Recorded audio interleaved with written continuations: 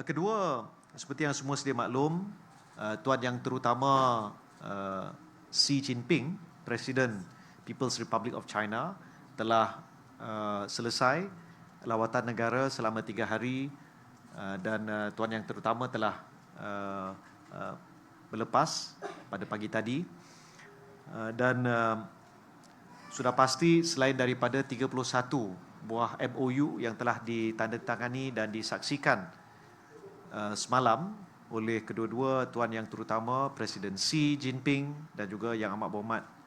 Perdana Menteri Datuk Seri Anwar Ibrahim, ini adalah satu pencapaian, satu jumlah yang bersejarah, jumlah yang tinggi kalau tidak tertinggi, dan masa yang sama sejumlah perkara telah dibincangkan dan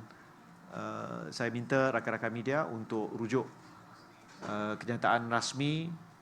bersama yang dikeluarkan. Dan saya lihat lawatan negara ini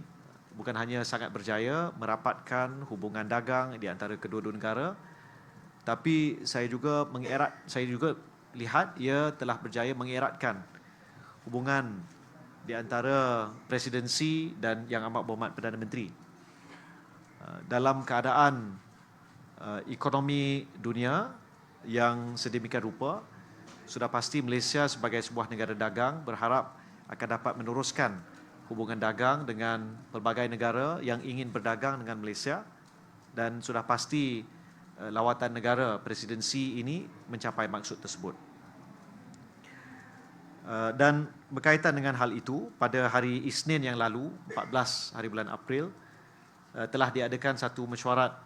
National Geo-Economic Command Center di mana menteri MITI, MOF ataupun Menteri Keuangan, dua perbincangan hasil daripada siri mesyuarat yang telah diadakan pada minggu sebelumnya telah disampaikan kepada NGCC, dan ini akan disusuli dengan lawatan Yang Berhormat Datuk Seri Tengku Datuk Seri Zafrul ke Amerika Syarikat bersama dengan Yang Berhormat Datuk Seri Amir Hamzah, Menteri Keuangan kedua, pada hujung bulan nanti. Mereka akan membawa